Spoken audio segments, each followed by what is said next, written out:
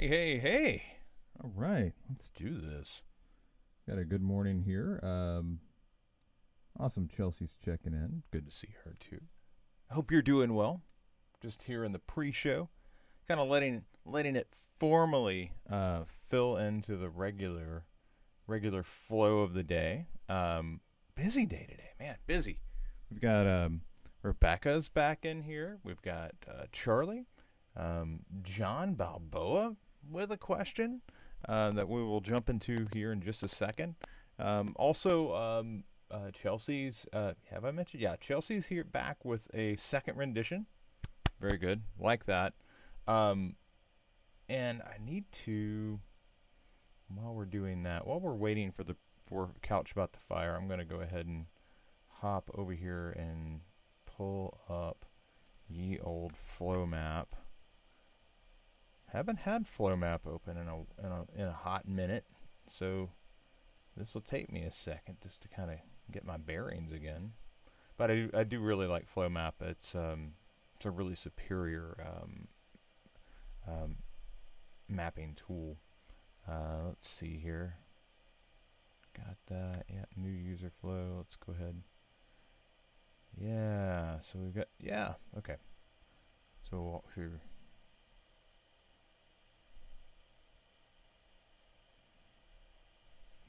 Save that right there, because we are going to go in some different directions today, and I hope that you will find benefit in all the turns that we go through. But I'm going to go ahead and start this because I think Couch Battle Fire here in just a second, and I want to make sure that the part that I'm going to address with John is in the recorded version, which, by the way, YouTube took forever to process yesterday's video. So I'm sorry the edited version hasn't made it up yet. But YouTube, I'm almost certain that YouTube got or that whatever happened yesterday was related to the storm. We had a terrible round of storms here yesterday. And had to go down to our basement, and stuff on the deck is still blown over, and it's I was gonna say it's springtime, but it's not springtime. It's pandemic time, folks. I have no idea what day or season now. Getting senile. Anyway, let's get this underway. Greetings, one and all. Chris Courtney here, new Pragmatic. It's time for the feedback loop. Got a boatload of stuff to go through today. Chelsea's here, Rebecca's here, Charlie's here, and question coming in from John Balboa. John is in a bit of a celebratory spot because he's made it through the initial phase, the tryout phase, if you will, for his new job. And this is typically the 30, 60, 90 day onboarding plan that a lot of companies use, and it's you can get hired, and then they'll say, all right, and you've got 30 days or 60 days to get to this level, and if you make it there, we'll continue, but if you're not quite there, we'll have to reassess whether this is a good fit or not. So it's a way for a company to kind of protect themselves from making a bad hire. The good news for John is he's made it through, and they've said, we want you to join full time. And now we can talk about what your official salary will be. And this is an exciting time because obviously, if you've made it through that gauntlet of will I get to keep you hired me, and you said that it was conditional upon me performing at a certain level, and you've now said I have performed at that level. Now we can talk about pay. And the thing that I like to look at when I'm doing salary negotiation is, am I bringing something to the table that is above and beyond what the position calls for and beyond what you were looking for, but have been asking me to do? And I specifically mentioned this in John's case because I know that he has a development background, but he is acting as a UX designer.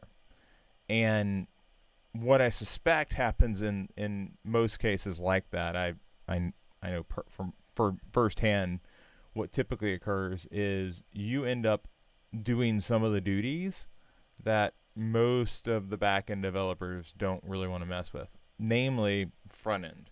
Like I know a lot of back end developers that they are wizards, just wizards with Python or whatever. But the moment CSS creeps in there, they're like, "Oh my God, what is this? What is this mystical thing?" So there's things that a team will do that are different depending on the abilities of the people that are injected into that group. So my question, John, would be, what was the salary offered, and then what have you been doing the things? Have you been doing things primarily associated with that initial salary, or have you been doing a lot of other things in addition? And if you have, this is the time when I would point that out, because hey, I know this job was supposed to be blank, and we're getting along great. I am doing these other things in addition to that, and because of that, I believe my salary should be reflective of it. That would be the way that I would handle that negotiation. I would start from the position of, this is great. You said you were going to pay me X, and that's fantastic, for these things, and that's great. We have an understanding there. But I'm also doing these other things, which means I believe I bring more value to you than just what you initially brought me in to do. And that is a place where you can have a very logical conversation. What I really don't like, and I do not condone anybody doing this, is going in and saying, I want to make X. And saying I want to make X without any sort of consideration for what you've done to earn that dollar amount is a bad plan. Like I can't get on board with it. So not to say that John's done that, but I do know a lot of people that come in and their idea is, I deserve to make X because I've done something. Because I deserve to make X because I've earned that. I've earned that. I want you to earn that, not want that. So by and large, so long as you're coming into the conversation and you have a criteria that outlines why you should be making more, I think that's a good conversation to have. A bad conversation is, I just want to make more. Everybody wants to make more. All right? Don't make that mistake when you're going in, because if they say, well, how much would you like to make? That's an invitation to like chop your legs out from underneath you. So they say, what would you like to make? And then you say, well, based on the fact that I'm doing these things that are above and beyond what I was brought in to do, I believe I should make X more. It's always based on, okay? Based on something that I do for you. Not, I think that, this job should be. Another good thing to note is, like, what is the market rate? Like, as a UX designer, just as a UX designer, are you above the market rate? Have you investigated what that market rate would be? Glassdoor is a great tool for that. They basically the way Glassdoor works is you sign up, you tell them in confidence how much you're making, and then your location, and they say, oh yeah, this is the range for your location, because they've done that with a bunch of people, and they don't disclose that to anybody, we hope.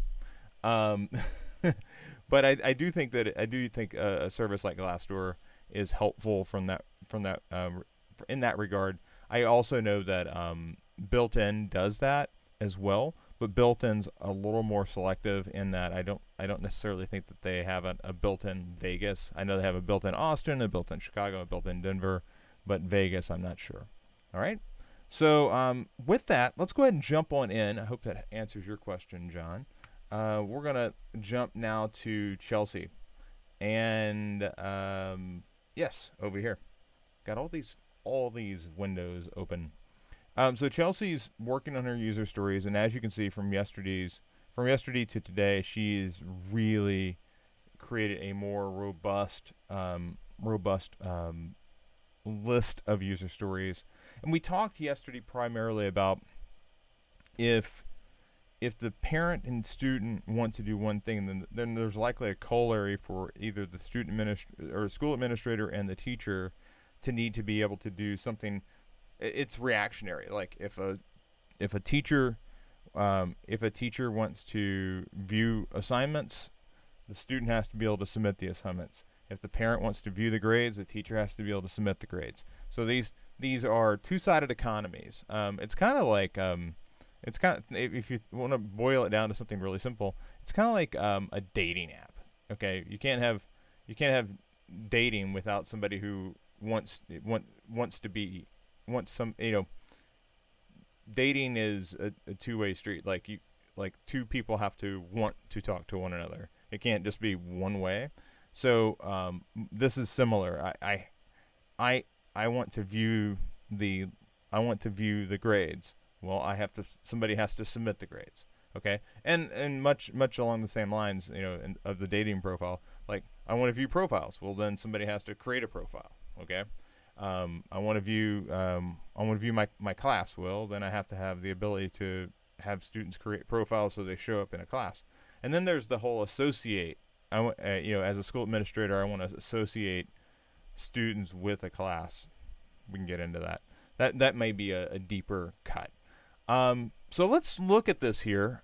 We've got school administration, parent, teacher, school administrator. So you've got a few different users here. Some of these we saw from yesterday. Primarily, I want to create school administrator. I want to create user profiles and classes. So this is basically a set. As a school administrator, when I'm coming in as a new user, I want to be able to set these things up. I want to create a school profile. So these are really like platform setup things. Parent, teacher, school administrator, I want to set up security passwords and questions on the platform. Teacher, I want to view a site tutorial. Teacher, I want to add class assignments, course materials. That's awesome. Student, parent, site tutorials. Teacher, student profile. Create a class profile list. So you've put that in the teacher. And that's fine. I mean, that thing needs to be created. Who the user is may be squishy between teacher and school administrator. It definitely won't be a student or parent, though.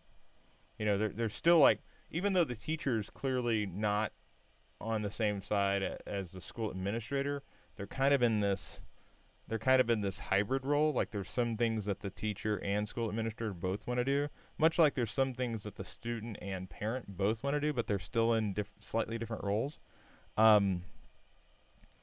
So student, I want to view my class profile. So, the teacher or school administrator has to create the class profile for the student to then view the class profile. This is again that two-sided economy.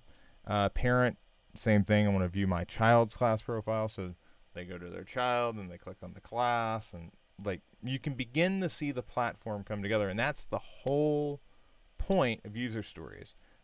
What things need to happen for there to be a product that people can use? Oh, well, there's got to be class profiles. There's got to be classes. There's got to be lists. There's got to be grades. Like these things are all now being listed. Again, the things that I thought were really innovative here is I want to send out alerts and messages. And I want to send out alerts so I can communicate. I want to view the platform on multiple devices. That makes sense. I want the platform to alert me whenever there's an update or message from the school administrator. So school administrator, let's see here. Yeah, school administrator or teacher, I want to send out alerts, messages. I want the platform to alert me when there's an update or message. I I want messages from school officials. I want to message school officials when my child is going to be absent. Um, I want the platform to alert me when a student is absent. So parent like contacts or like to hit a button, like whatever the action is, teacher gets an alert. Like that's the two sides of this. Teacher, parent, school admin. I want to view site tutorial. Okay, so now you're kind of out identifying what's in the site tutorial, because the goals kind of begin coming into play. So you get an idea of what things that would be in said site tutorial. So that's good. And then of course we're down here on the service level here for eliminating distractions. Let's go over here to the returning user. Looks like Chelsea's actually in here right now. Crazy. Everybody's busy this morning. So I want the platform to show me the school profile when I log in. If I accidentally log out, I want the platform to ask me if I want to see my most recent work. Okay. So I want the platform to alert me about new messages when I log in. So these are things that happen after you've set up an account, right? Like I've been using the platform notify me when I log back in. You wouldn't notify me of messages in the beginning because I haven't signed up for anything. I want the platform to archive my messages. I want the platform to remind me about unopened messages. I want to set the level of importance for my messages. So there's a lot of like focus on messages. I'm getting a feeling of what your inbox must be like, which is cool. I want the platform to track daily attendance for all classes. I want to set the kind of bouncing up and down. I want to archive. I want to view an archive of student absences on the platform in granular fashion. So that's basically day by day. I want the platform to send a recording of lessons to absent students. Okay, that's interesting because that implies that the teacher is going to upload recordings of lessons. I want to view a recording of a missed lesson on the platform. So I want to come back over here to new user. And some of this stuff is like it's useful to people that beyond just new users. It's both new and returning. Like a teacher's not going to just add class assignments as a new user. She or he is also going to do that over here in returning user. But I do think that like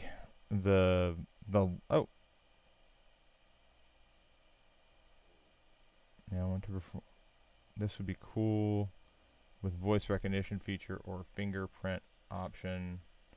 Yeah, possibly. That's an implementation thing, and all of this, there's many things that could fall under the, does this need added security question. I don't necessarily know if it does or not. The important thing here is not how do we implement it. The important thing is what do we need to implement. Figuring out how we implement it, that comes next step. And we've kind of talked about this, Chelsea, in that as we're working through this, we don't necessarily have to figure out all the implementation details at the user story phase. And that's very important for anybody that's watching this. At the user story phase, you're trying to just figure out, okay, what's kind of what are the contours of this product? What needs to be in, what needs to be in, what doesn't. Figuring out how you might implement it, that's a great thought experiment, but it's not something that's absolutely required here. That's a conversation that you will have a deeper conversation with the other people on your team, particularly the development team. Maybe some of the administration staff. Maybe you'll go back and do more user interviews to ask about, what sort of security level does this need? Maybe maybe you didn't gather that in the initial user interviews. But I do think that this is definitely moving along in the right direction. The only thing I'm seeing here is send a recording of lessons. I want the I need to upload my lesson recordings um, to the platform, or are you just putting them on YouTube? Like there's all sorts of different ways to skin this, and the thing that I often come back to is this question of build or buy. Okay, do we have to build that technology, or can we buy it, or is it available for free by using a different service and we can link to it? Again, the big thing that came out of your affinity mapping was that there was a communication issue because things were located in all these different places.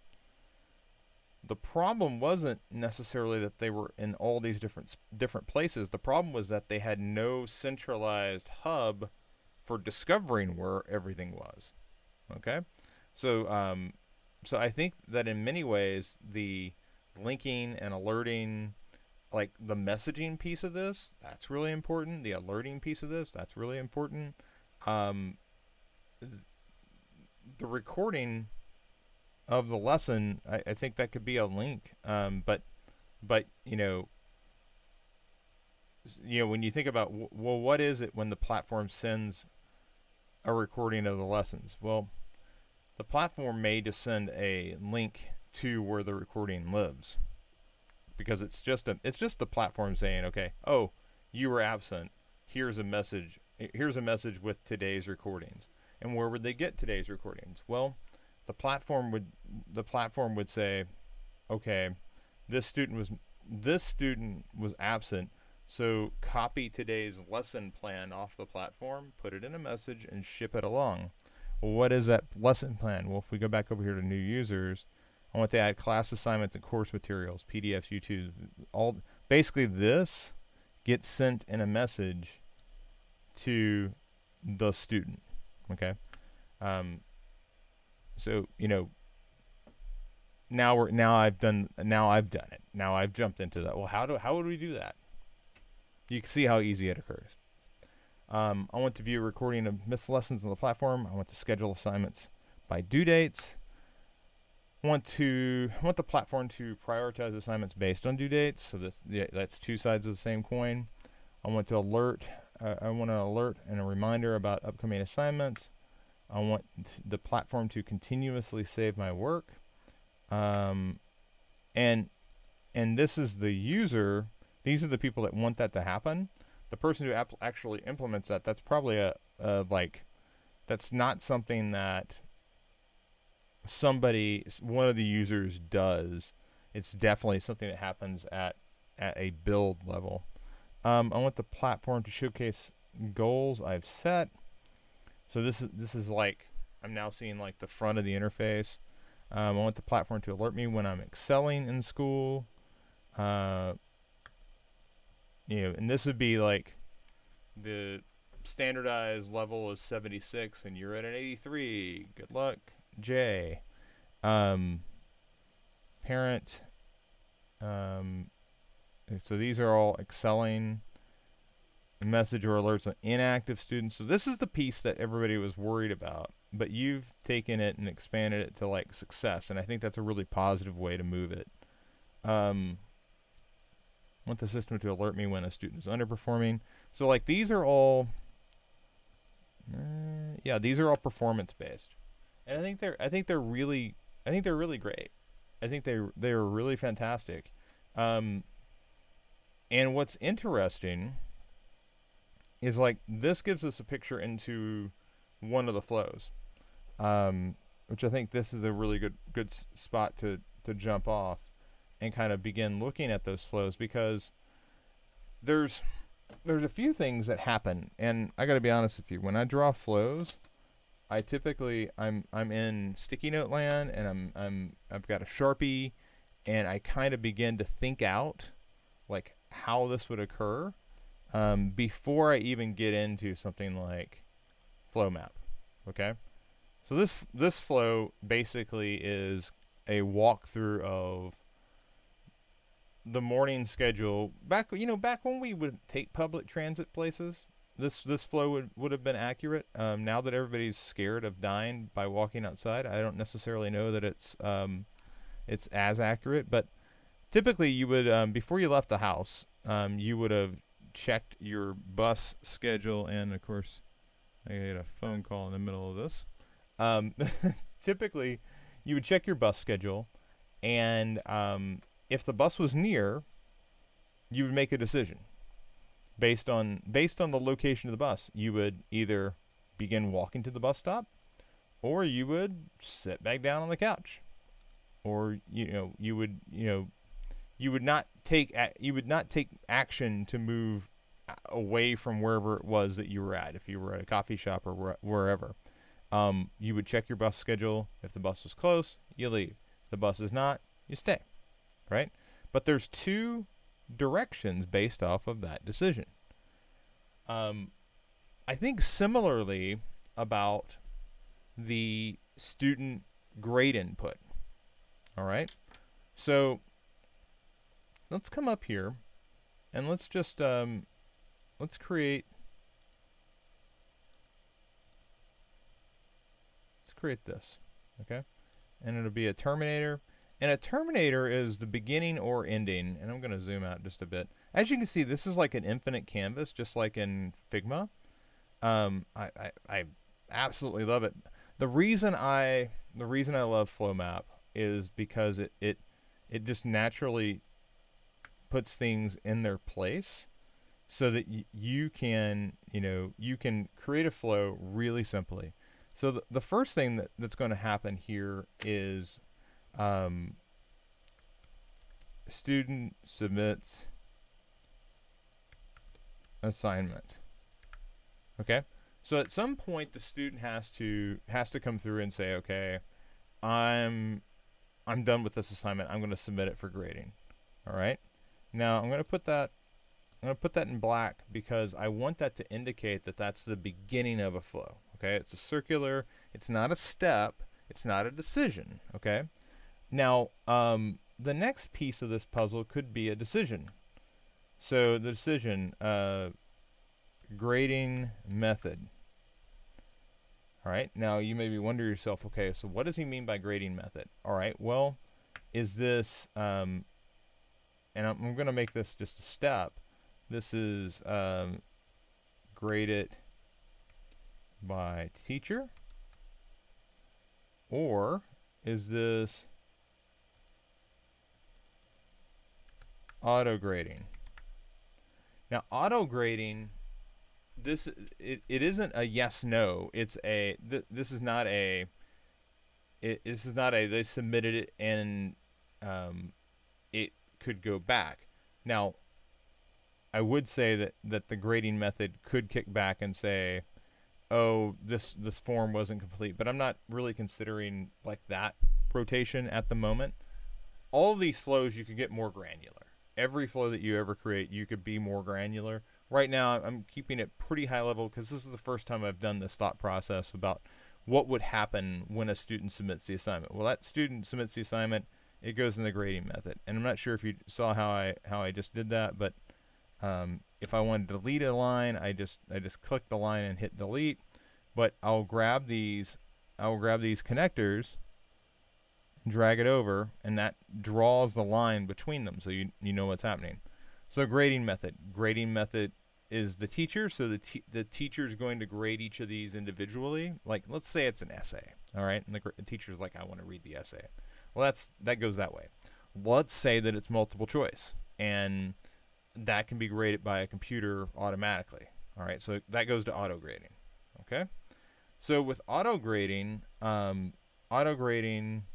this would be in each case really grade it by teacher. The next question I have for grade it by teacher is, perhaps this is work complete, because the teacher needs to review the work to determine whether it's actually complete. Well, this would be a spot where you can come back and say, well, no, the work is not complete. Okay, so if the work is not complete, I'm going to come down and give this a, there we go. I'm going to say that it is not complete, and that kicks it back to the student. Okay, so the student has to fix whatever and resubmit. If the work is complete, and so let's now say grade submitted. So this is if the work is complete. The grade is submitted. Okay. I'm just going to move it out here. So grade is submitted. Grading method here for auto grading is kind of similar. All right. You know, you could do the whole work complete thing if you wanted to, but if it's auto grading, it probably, yeah, I think it's similar actually. So let's copy that down. So auto grading does the same thing. If work is incomplete, kicks it back to student. If work is complete, goes to grade submitted. Okay, and we'll again add the little X here if incomplete, and we'll add a check mark here if it is complete. All right. So now you've got the unhappy path and the happy path. The unhappy path is anytime something, is there an error with this? So let's think about what happens with the teacher. If somebody submits an essay and it's incomplete, and it could be incomplete for any number of reasons. The important thing to realize here with the teacher is that the teacher is literally looking at that work going, this person didn't meet the requirements of the assignment. Okay.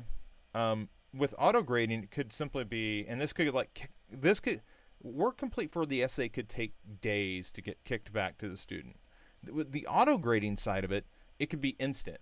Like, oh, you submitted this, but 3 of the questions haven't been filled out. Kick it back. Okay. But if it has been completed, and all that means is, oh, you tried to answer all 10 questions on the quiz, then that goes to grade submitted. The next question that happens here with grade submitted is the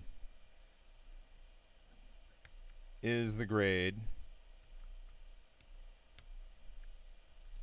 below 70%? Okay, is the grade below 70%? If, you know, so we've got grade submitted. Now there's something happening in the system, and the system saying all the grades that are coming in, regardless of method, is that grade below a certain threshold? And maybe the teacher has said, hey, if it's below 60, if they get an F, send a message. Maybe they said if they get anything below a B, send a message. Perhaps this is like some sort of customized level that the parent can set. I don't know.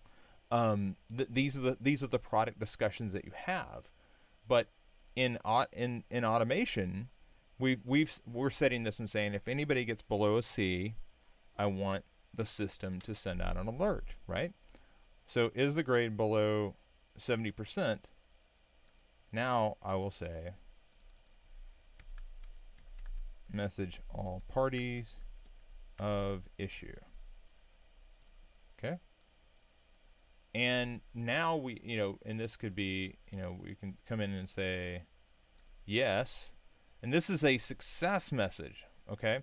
Is it below 60%? Yes. Well, then message all parties of issue. Okay. Now, if not, you know, this becomes another statement. Is grade above 90%? Did they get an A? So here, you know, this is a quote negative. No, the grade isn't below 70%. Well, is it above 90%? And I can drag that. I'm just going to drag that over just a little bit to give me some space here. If it is, then I want to, again,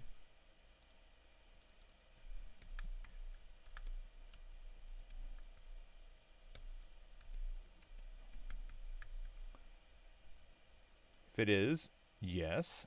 Okay. I'm going to say fantastic. If it's not, well, I have to actually put a in cycle. And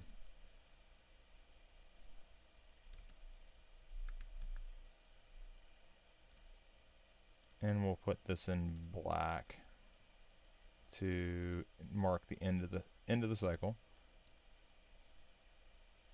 And move it out just a little more so we can see.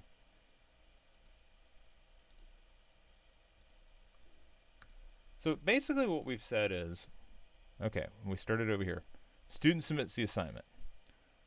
The grading method is then determined either it's teacher or auto grading. This isn't neither one of these are a fail point. It's just depending on which way it goes. And the teacher may indicate, like, this is auto grading, this is graded by teacher. Teacher looks at it, says work is complete. So this basically, graded by teacher means, potentially the teacher gets a notification that it's there, ready for grading. Whatever, you can go into a much more detailed flow right there, okay? You can go deeper. Is the work complete? Well, that's just the teacher saying yes, no. So if no, goes back to student. If yes, goes to grade submitted, which means the teacher grades it and submits a grade. Same basic method down here, it's just faster, all right? As we come over here to grade submitted, once a grade has been submitted into the book, the platform looks at it and goes, is this below a 70? If it is, message parents, teachers, student, hey, you made a D. Is it above a 90? Oh, well, awesome. Message them that message everybody that there's big party. You got an A. Okay. So this says that, and then it says, well, if it's not above a 90, if it's not below a 70, it's not below a 90. Basically, end the cycle. There's nothing to do. All right. If it's a C or a B, great, awesome. You got a grade, fantastic. If you got an A, we're going to message everybody for success. If you got a D or F, we're going to message everybody to say bad J. Okay? And that's the cycle. That's the flow. But there are a number of decisions to be made. Is the work complete? Is the grade below? Is the grade above? And notice that you cycle through one and then you cycle through another. This is the classic if-else statement. Typically, when you're writing this, when you're programmatically writing this, you could actually do both of these at the same time. You don't have to clear one and then clear the next, but it's just kind of nice to see kind of the thought process laid out. But this is one flow, but it involves a number of things. The student did submit the assignment, right? The teacher graded the assignment. The grade was submitted, and then some automation happened that determined, hey, this is above or below a certain number. Sometimes that ended up in a message. Other times it was just the end of that particular cycle. All right. Overall, this is but one flow involving, and you could term this a few different ways. Like, what happens when a student submits their assignment?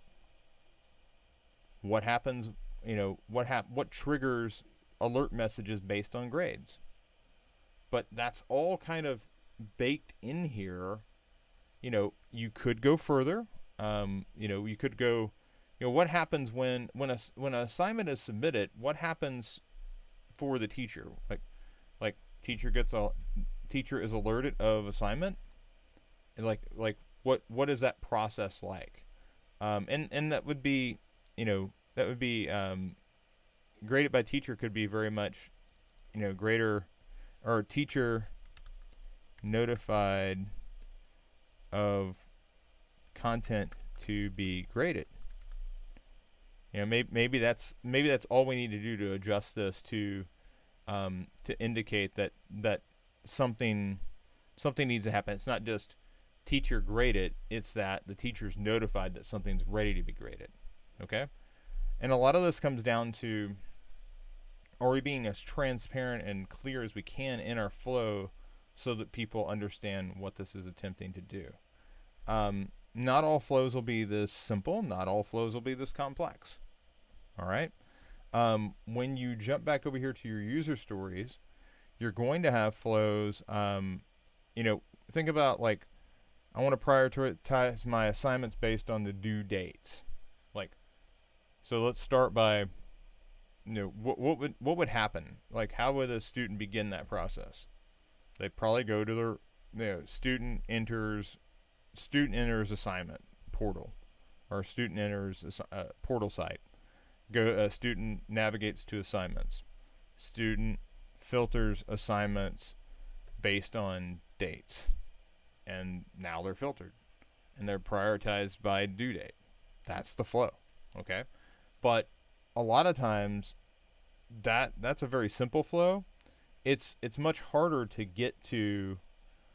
How do we trigger these alerts? Like, when does that happen? Like, something has to happen for that alert to fire. What is it? And sometimes there's a number of steps that happen before that.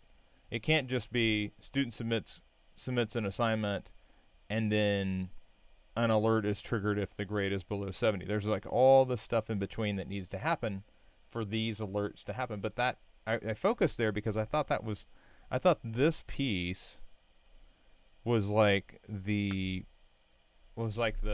really innovative part that I really think is so often missing from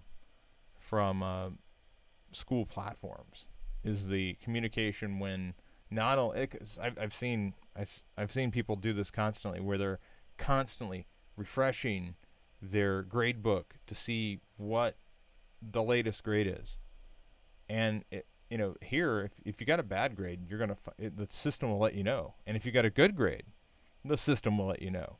And that's really the thing that I think is helpful. It's like, instead of having to go and pull information from it physically, it's going to push the important information to you, and that I think is a big push forward. And again, that's all on you. You identified through your user interviews that people want to know when things are going poorly, but you also flipped it around and focused on the positive, which I think is a real push forward. Okay, so I'm going to close that down, and let's jump over here to Rebecca. Rebecca's got a couple of things that she's working on. The first one, and I want to check here because something came through in the loop.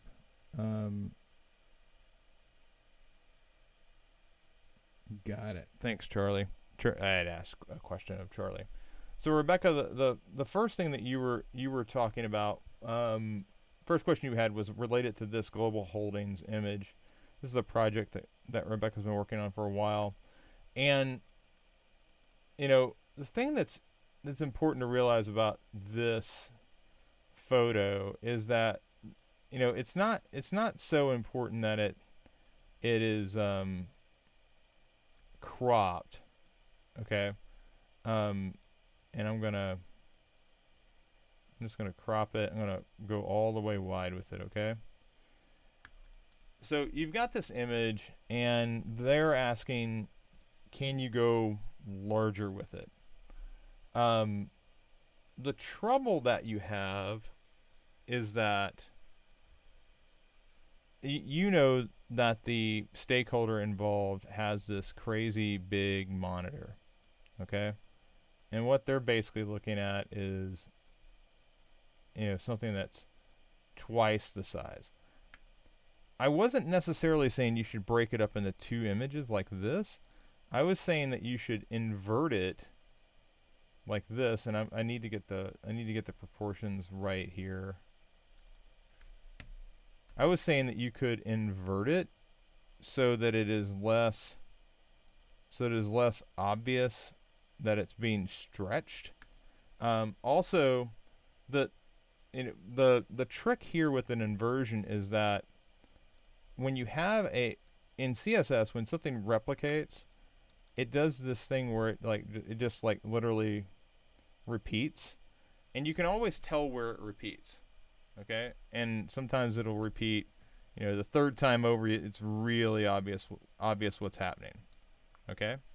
But if you were to invert it, you can go really wide without fully understanding that this has been inverted, because the midpoint matches. Okay, there's not this light, dark, light, or dark light, dark light, dark light thing that happens here. You can do this. And what I was suggesting is you could either export this together, like basically frame it and export this as a unit together. I don't really want that though. What I would prefer to happen is in Elementor, you export these as two separate images, okay? And then you basically create the two boxes in Elementor that go all the way across, and you basically lock down these images to match side by side. And then as it expands, as that crazy monitor expands, it's going to maintain its size. And only when you get to huge sizes are you going to really see that, like, oh, well, this is inverted, right? Because you're going to set up all your content to focus on the middle, which is right now you're kind of set up over here. But I would set it up to basically be box, content, box for that background image, and then and then basically lock this one down to the right, lock this one down to the left, have it ride that middle. That way when it scales, it's scaling together, okay? Rather than this situation down here where when it scales, it's basically doing this and getting pixelated. All right, and that's what I see happening. Like I've said before, I think that you've got a client that's not really understanding the situation. Like, it's not great for the web to have these giant images floating around, especially when and that's why you were basically coming in and saying, okay, I'm going to constrain the width to something like this and have my content over the top of it, like this, right? And that I thought that was fine. I thought it was fine having this a little bit in the background, and basically as it gets wider, if you get on somebody's crazy desktop, it's just it's not like you go to a different color off to the sides. It's just like it just maintains where it was. They're wanting it to go edge to edge, which I think is unfortunate, but sometimes you get that client. All right, in that case I would do this, because going edge to edge with a single image, it's going to pixelate. We've seen that, right? So that's when you do this. And then again, you get the belligerent client, you basically suffer through them for a while, and then you try to move on. All right, you've tried to walk this group up to the right answer. They've rejected it. It's not an ongoing client thing. It's this is the realm of freelance.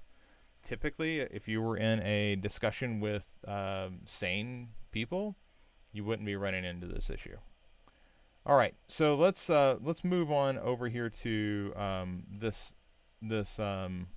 login and security window thing. You're basically trying to get rid of the edit screen and make this more singular. And I just want to kind of rough this out really fast. Everything in here right now is you've got these edit buttons. All right, and I'm going to just multiply these down so we can see them. So edit, edit, edit. All right, so that's basically the design you're inheriting, right? And what you've done is you've kind of come over and said, I've got this edit icon. And what I'm guessing is you're essentially saying, as I hover over, this edit icon will appear wherever I need to edit. Okay? What I would encourage you to do is look at potentially having the edit icon appear and just saying I'm now going to edit everything in this box. Okay? So, and the question that you have to ask yourself now is, okay, once I determine to edit what's in the box, what does that then do? And that's what I don't necessarily know right now about this login and security box, is if I hit edit, do I get to type in this field, or what happens here after I hit edit? Because what would the same question is going to come here. If you hit this edit button and it makes this entire box, it makes the assets in the box editable, does that give you a form? Like what is the next steps? Because it's not just how do I get rid of how do I get rid of the 4 edit buttons, because they do seem like a bit of overkill. But what happens after I hit this? And even that still extends to like what happens if you hit this one? Does it turn into a form that you can then type into? I do think the hover, like as you're hovering over, is better. What I worry about is that in this version, if you haven't hovered over anything, I don't necessarily know if I know that I can edit it. And what I would like to do is I would like to either have that edit button up here. I could even see basically seeing login and security and having this say edit below. And then once I begin editing, this switches to save, So, it's edit. And I see the box. I can choose to edit it, and then I can, or again, I can see it this way as well, where this is a save button, but it's grayed out until I've made an edit, and then it turns into something that I can actually utilize. These are questions that you've got to determine, but the real question that I have is not like what do I do with the edit button, but what happens when I hit the edit button? Like what's that interface look like? So it's not just the static screen where the edit button exists, but it's also what happens after that button is triggered. Okay? So couple of considerations there, but once you have something, I'm happy to take a look at where you end up. Finally, Manly Man. Let's talk about ye old Manly Man here. Okay? Before we really get started, I want to talk about simplification of logos. Okay? When we talk about a logo, there's a Polish team, and I absolutely love this logo. I'm going to see if I can find it really fast. There it is. So this team, this is a lockup, okay? This is a lockup of just letter forms, and I think there's just something so evocative about this particular logo, and so much of it is the curve of the K, the arc of the S, and how this still says S K L, Soccer Club Lodz. And the simplified letter form that we're looking at could go on top of anything. It could be reversed out in white. It could just be black and white.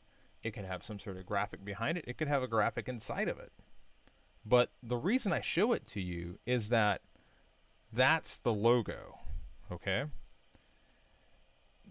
A lot of this, like the texture in the background, the type, all like these there's too much detail in this for it to ever be the logo. Okay? And what I would first suggest doing is getting away from the textures and not worrying about the textures. I want to see what would happen if this was just in black and white. And I'm going to copy this axe down. And I'm not exactly sure that I can I'm not exactly sure what I can do with this image. I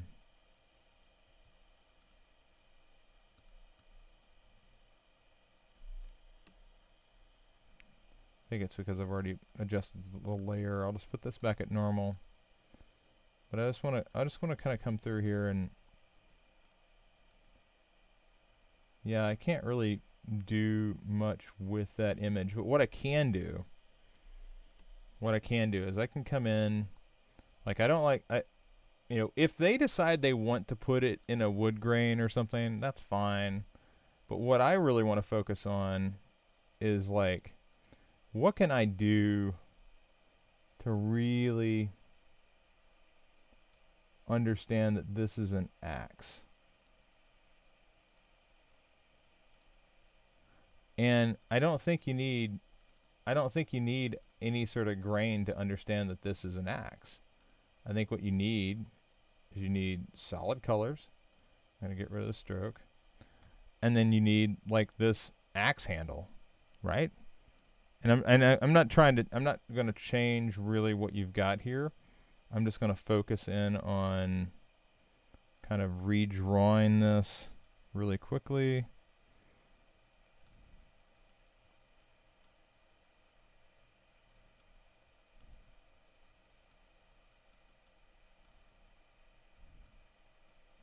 Oh, I messed that up.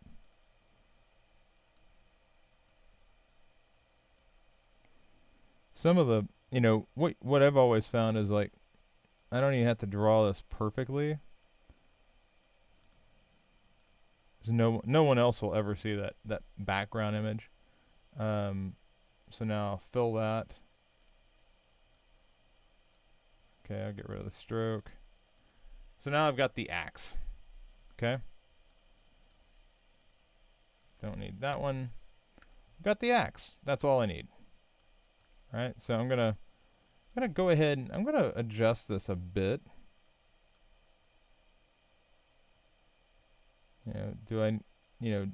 To make it an axe, do I need is it better if the wood is sticking through the other side? I don't know. Doesn't matter. I could also make an argument that the handle's really long for an axe, but I don't think it really matters. I'm going to actually duplicate this, drag it over the side, and now I'm going to use the selection tool here to make it one unit so I can kind of flip it around. Ooh, hey, we're throwing axes. All right, so I've got the axe. I'm going to reset the bounding box here. And sometimes I remember how to do this, and other times I don't. Let's see here.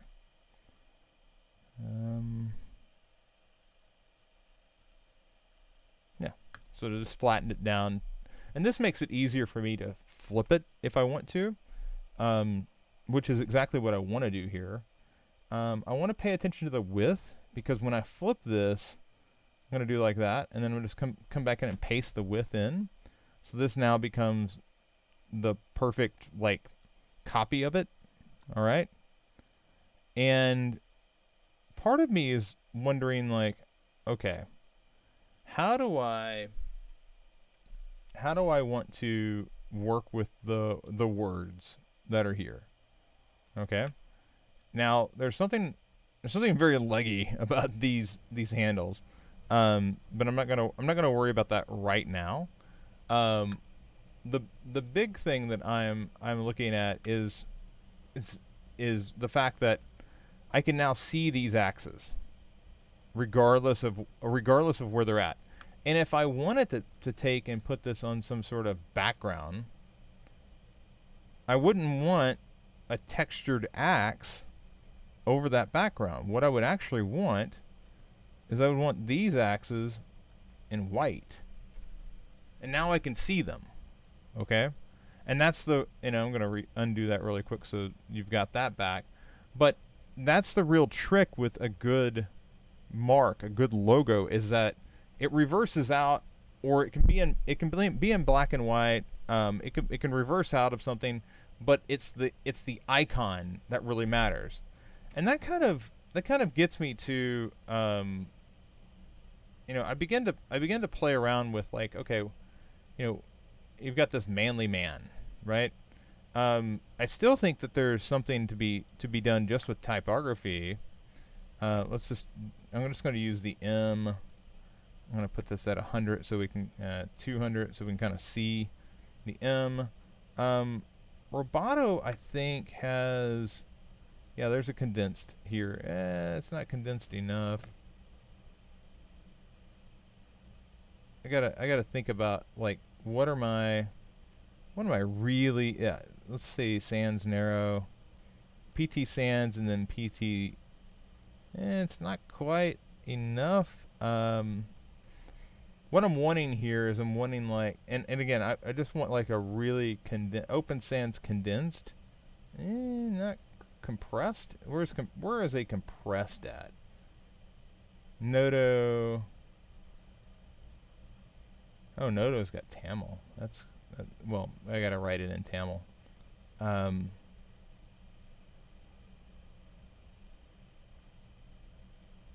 You would think that I would be able to, like, call upon new typography at a moment's notice, and I sometimes really struggle in these situations to think outside of the box. Oh, okay, so here we go. Here's a compressed. So input, I'm going to go with black. I'm going to go like 400 so we really get some size on it. Okay. So here's input. If we go light, mono compressed, sans condensed, nope. Okay. Compressed. I don't want the serif. Maybe the narrow? Nope, not the narrow.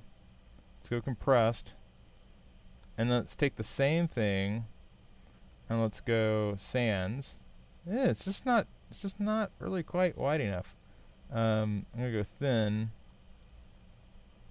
What I was hoping for was some sort of double M sort of thing, double MMC, where the letter forms could, like, work within one another. But I'm not quite. It's not quite got enough movement to it. No, like, that condensed doesn't move enough. And this is why I like really big families for this sort of work, because I get an opportunity to, yeah, extra condensed. Okay, so let's go with that Fira. Where was it at? Fira sans, and then Fira sans. This is extra condensed. Code's not gonna really help me there. You keep working. Okay, so condensed? No, that's encode's not gonna go far enough. Oh, but maybe.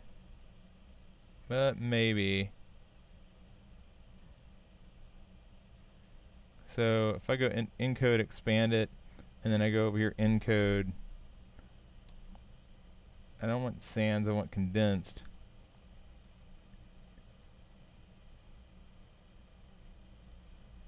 And here I want this to be like 300 instead.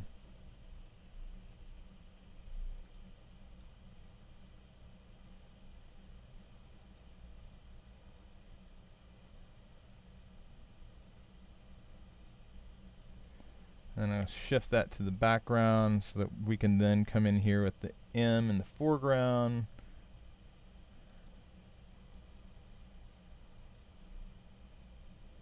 And maybe give that like Put some stank on that.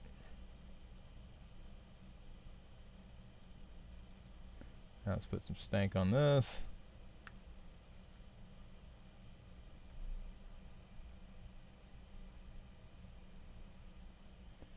So it's not quite what I'm looking for. It's kind of starting to feel like the triathlon thing. I don't know if you know the triathlon watches logo, but it's kind of starting to take on that same motif. Let's go with expand it.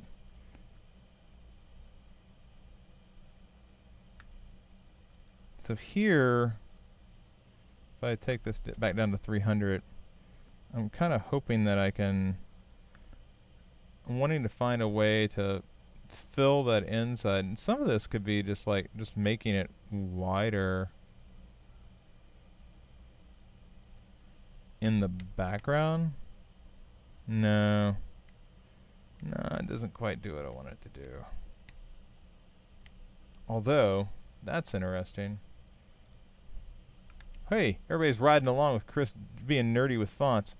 So here, what I'm thinking I could do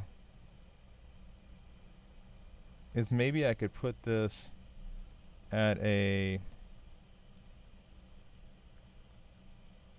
Yeah, I could put this at a bold, and I could put this at a meteor weight. Yeah, okay, so now that's coming along. But you kind of get the sense, you know, there's like the double M's.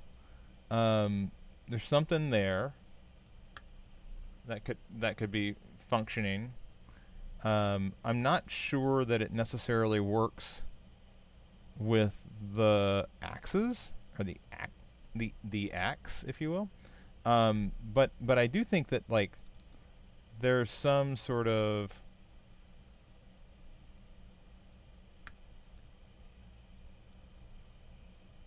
let's get rid of this other one. I want it to be just a little wider. I'm gonna come back down. I'm gonna flatten it again so we get that perfect square back. I'm gonna come through now with the width.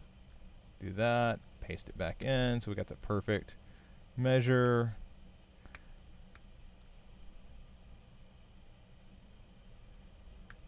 And now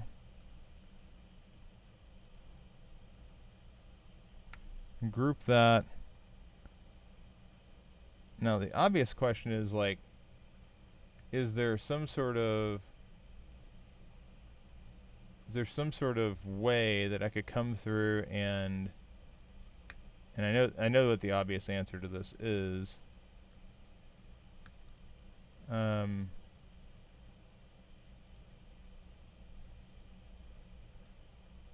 obvious answer is, of course there is. I just haven't figured it out yet.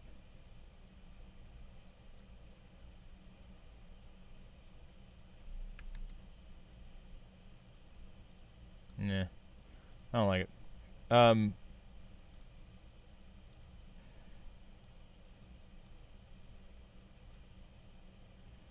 My initial thought, though, is I could do some sort of shield here in the midst of the middle. That could give us an opportunity to either go black, make it larger, with the axes. I could also see coming through and just doing like a singular axe.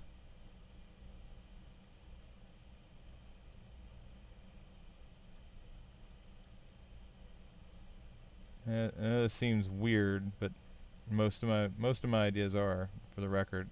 I think you need a better axe for this sort of approach. I don't think that this axe has the right proportions. And what I mean by that is, like I want more of a crazy axe, like blade that more matches the circle.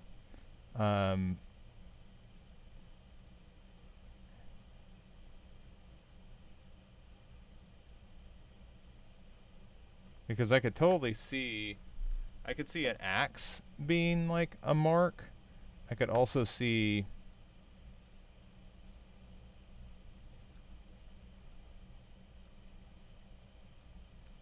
your cross-axed concept come into play here. And again, that's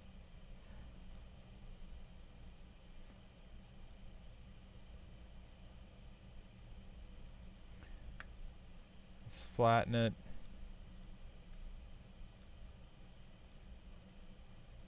I gotta copy that width over again.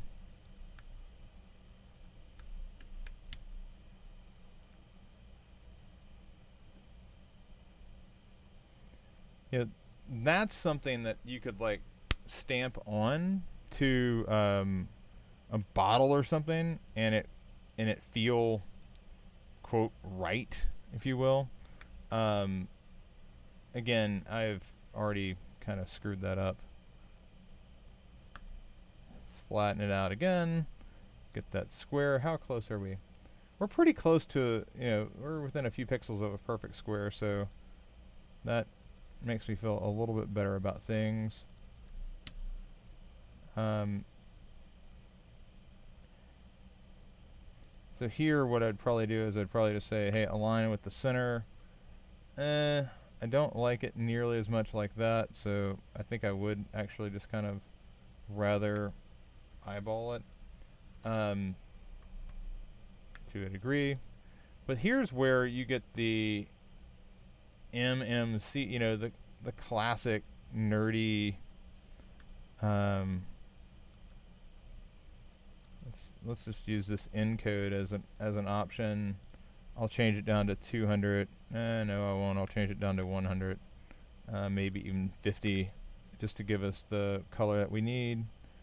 And this is where you get into like the trendy hipster thing. I'm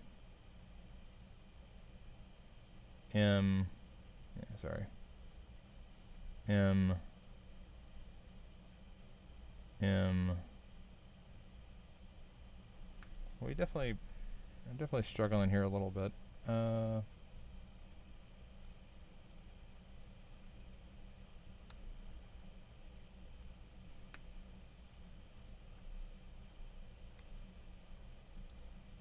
Right? So there's that sort of thing, that sort of vibe, if you will.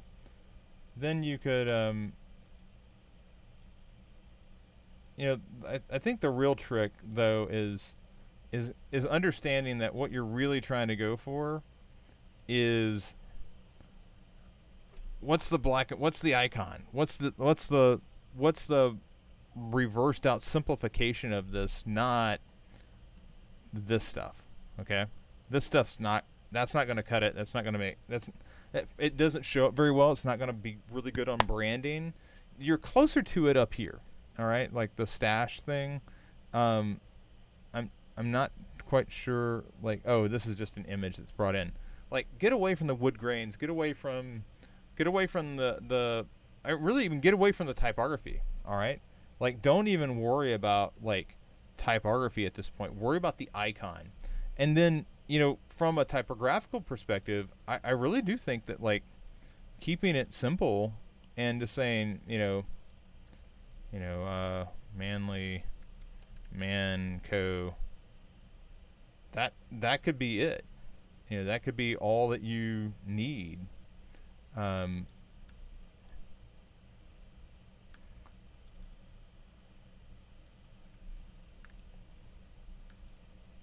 Maybe it's spread out. I could also see this going like directly through the middle, like some sort of white bar, some sort of reversed out text. I could also see it just going straight across the middle of that. And this is so ironic because I was just outwardly making fun of this whole concept the other day, and here I am noodling on it. It's funny. It's funny how the world works. So Manly Man Co. and you do the there we go. Yeah, let's do that.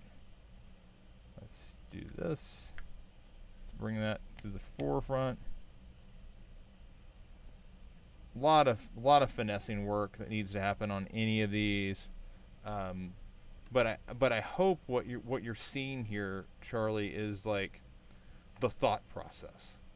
Like, okay, yeah, they want axis, great. Let's get away from the backgrounds. Let's focus on the shape itself. What are the different combinations that I could put together for it? You know, and we really didn't even look at just like, what would it be if it was just like an axe? You know, does it have to be crossed axes? Crossed axes. I know that that's like a fire department thing. You know, does it really require it? I don't know. Are there other things? Yeah, you've got this stash idea. Like, that was working pretty well. Let's get rid of the background, and let's focus, just on some simple typography like this, and see what comes of it. I don't know. The client says they want, something that's meaty, and I again, I wouldn't not look at a typographical solution as well. I do think that there's definitely some options here that lend themselves to the treatment. I just, I think it takes a little work. Okay. All right. I hope that was helpful, Charlie. And hey, my goodness, I think that's going to do it. I think we've kind of gone over a bit. Yep, we've gone over. Yeah. All right. So, ladies and gentlemen, that's going to do it for today's edition of the Feedback Loop. My name is Chris Courtney, otherwise known as Captain Picard. According to YouTube this morning, I'm Captain Picard. But Chelsea, Rebecca, Charlie, thanks for submitting work today. And for the rest of you, I'll see you all next time. Take care.